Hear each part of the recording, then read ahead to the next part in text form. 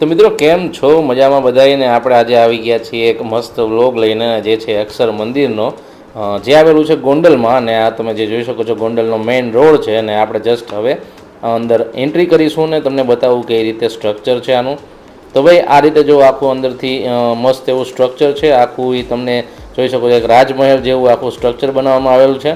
અને અહીંયાથી તમને હું બતાવું કે ભાઈ અંદર મંદિરનું પટાંગણ કેવી રીતે છે, તેમાં એન્ટ્રન્સ કેવો છે, અને જુઓ તમે સાઈડમાં અને વચ્ચે ફાઉન્ટેન કેવા મૂકેલા છે, બધી જ વસ્તુ તમને જણાવવાનો છું.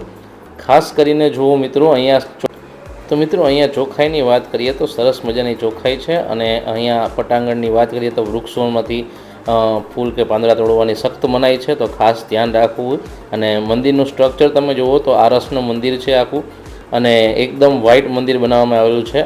જે સ્વામિનારાયણની મૂર્તિ છે અને નીચે પ્રમુખ સ્વામી મહારાજની પણ સમાધિ આવેલી છે, તો ખાસ એ વિઝિટ કરવી.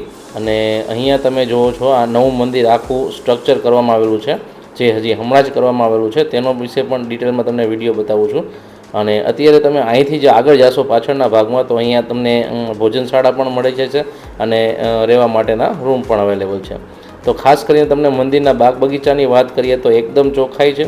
અને આ જે નવું સ્ટ્રક્ચર જે બનાવવામાં આવેલું છે અત્યારે સ્વામિનારાયણ મંદિરનું, જેની કલાગીરી જે છે એ બહુ જ અદ્ભુત છે. અને અંદરથી પણ એટલું જ અદ્ભુત છે જેટલું બહારથી દેખાય છે.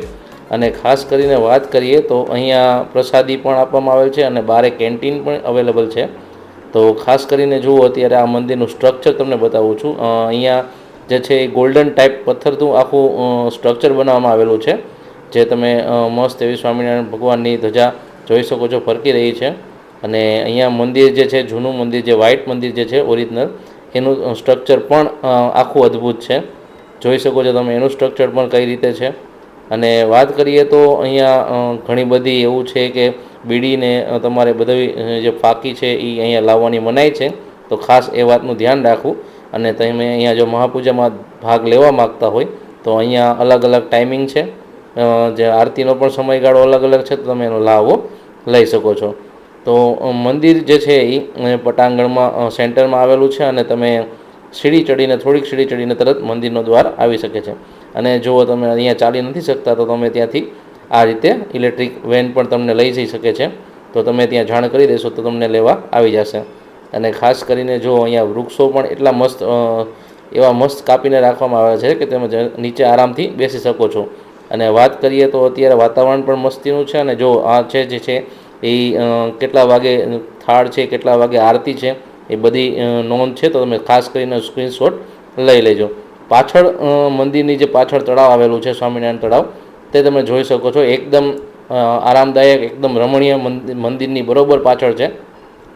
આ તળાવ ચોમાસામાં પણ એટલું જ સુંદર હોય છે જેટલું અત્યારે જે છે.